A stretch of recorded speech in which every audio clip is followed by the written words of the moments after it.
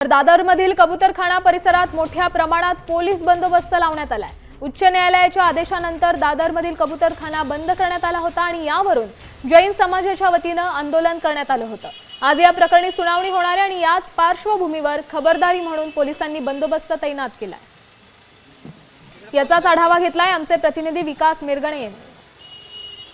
मुंबईतील दादर म्हटल्यानंतर कबूतरखाना असं समीकरण आहे। आपण पाहू शकता हाच तो कबूतरखाना। त्या जैन समाज आणि पोलिसांमध्ये काल राडा झाला होता। मुंबई महानगरपालिकेने ज्या पद्धतीने ते बोर्ड सुद्धा लागलेले आहे, आपण शकता मुंबई महानगरपालिकेने एक बोर्ड लावले, सर्व नागरिकांना सूचित करण्यात येते की सदर ठिकाणी पक्षांना खाद्य पदार्थ टाकण्यास सक्त मनाई। सार्वजनिक गर्दीच्या ठिकाणी पक्ष्यांना उघड्यावर दाणे घातल्यास बुरशीचा संसर्ग होऊ शकतो। अशा प्रकारचा जो आरोग्याच्या दृष्टीने जो प्रश्न निर्माण झालाय त्या संदर्भात महानगरपालिकेने इथे बॅनर लिहिलेला आहे आणि पक्ष्यांना खाद्य टाकणे हा गुन्हा आहे अशा प्रकारचा आणि 500 रुपये दंड आकारला जाईल अशा प्रकारचा मुंबई महानगरपालिकेकडून इथे आदेशानुसार एक बॅनर लावण्यात आलेला आहे। त्यामुळे काल जैन समाज आक्रमक झाला होता। मोठ्या प्रमाणात पोलिसांच्या गाड्या सुद्धा तैनात करण्यात आलेल्या आहे आणि पोलीस बंदोबस्त लावण्यात आलेला आहे। जैन समाजाने आज कोणत्याही प्रकारचं आंदोलन करू नये या दृष्टीने मुंबई पोलिसांनी खबरदारी घेण्याचा प्रयत्न केलेला आहे। कॅमेरामन अरविंदसह विकास मिरगणे, साम टीव्ही,